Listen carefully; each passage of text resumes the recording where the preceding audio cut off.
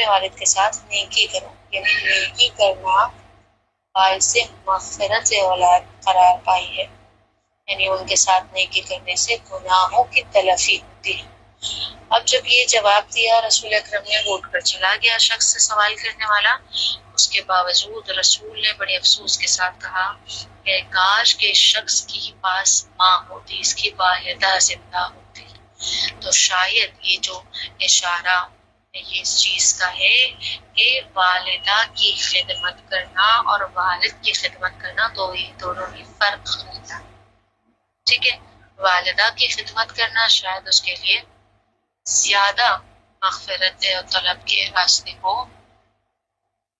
باعث کرتا ہوں۔ خوب، احادیث میں جو ہے والدہ کے حقوق پر بہت ہی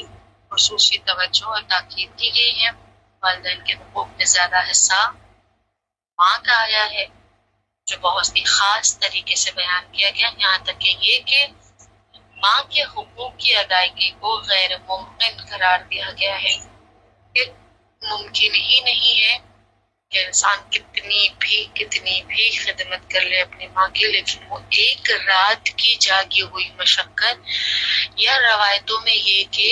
جو درد ذہ سہتی ہے وہ جو ولادت کے وقت بچے کی ماں اس درد کو مثلا برداشت کرتی ہے، وہ ایک لمحے کے بھی درد کے عوض وہ اس کی جو ہے وہ مثلا حق کو ادا نہیں کر سکتا اولاد۔